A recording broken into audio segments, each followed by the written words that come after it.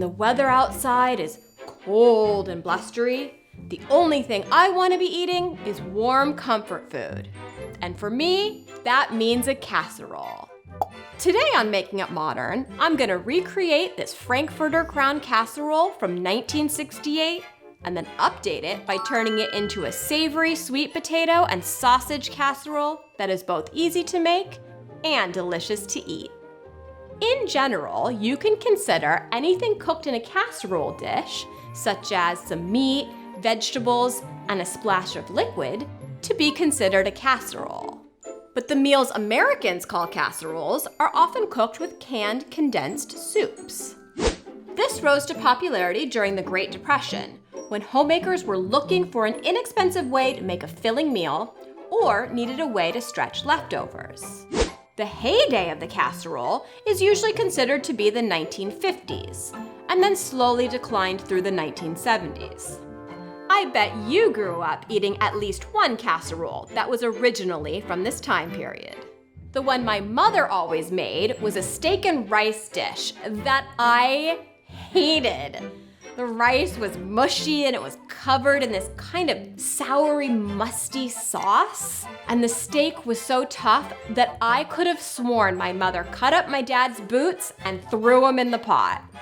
Today, I'm gonna make this Frankfurter and potato casserole using a can of mushroom condensed soup.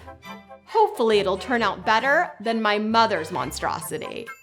To make this crowned beauty, begin by cooking 2 strips of bacon in a skillet. Remove from the pan and crumble into small pieces, then set it aside. In the same pan where you cooked your bacon, cook half a cup of chopped onion until softened, about 4 to 5 minutes. Add 1 can of cream of mushroom condensed soup, half a cup of water, half a teaspoon of salt, and a dash of pepper. Next, add 3 cups of sliced cooked potatoes and 1 cup of cooked green beans. Mix to combine and then set aside. Meanwhile, cut half a pound of Frankfurters in half lengthwise. Arrange them around a 1.5 quart casserole dish and then add the potato mixture in the middle. Bake in a 350-degree preheated oven for 30 minutes. When finished, remove and top with the crumbled bacon. That's quite a presentation, don't you think? Now let's taste it. Tastes like hot dogs and potatoes. Hot dogs are my favorite. Ooh, peppery. I can see why people would feed this to their family. I mean, all in all, it honestly kind of looks funny, but it tastes pretty good. I think for me though, this kind of dish is what they call a one-note dish, which is everything sort of has the same flavor and the same texture. It's just one note. I prefer to cook where you've got different layers of flavor. You taste something here and a texture here and a pop of flavor here. I think it's a much more creative and delicious way to eat. One of the things I like best about this dish is how quick and easy it is to make.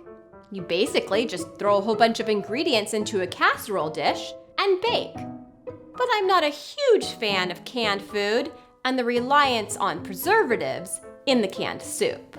So I'm gonna take the ease of making a one-pot dish and get rid of the processed food by making this savory sweet potato and sausage casserole.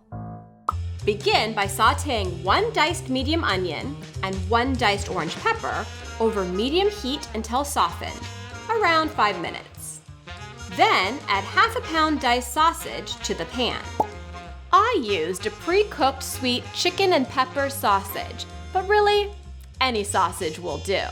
Just make sure it's pre-cooked. And if not, just cook it before you add it to the vegetable mixture. Let that heat up for about 5 minutes and then set aside. While your sausage and vegetables are cooking, it's time to shred your sweet potato.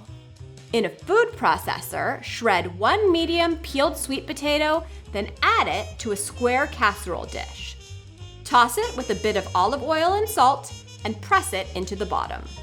On top of the sweet potatoes, you're gonna add your cooked vegetables and sausages.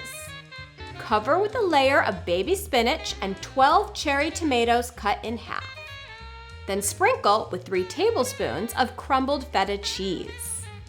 Finally, you're gonna pour 8 eggs beaten with a 1/4 cup of milk and a 1/2 teaspoon of salt over the whole thing. Add pepper to taste and cover with tin foil. Bake in a 350-degree oven for 30 minutes. Remove the tin foil and bake for another 15 minutes or so until the middle has set and is no longer liquidy. Smells good. Let's see how it tastes. Delicious. I have that sweet potato down at the bottom. Love it. And then the sausage and vegetable mixture adds a perfect amount of savory to contrast with the sweet. And the whole thing is held together by the egg mixture. So good. Let me try a tomato. Yep.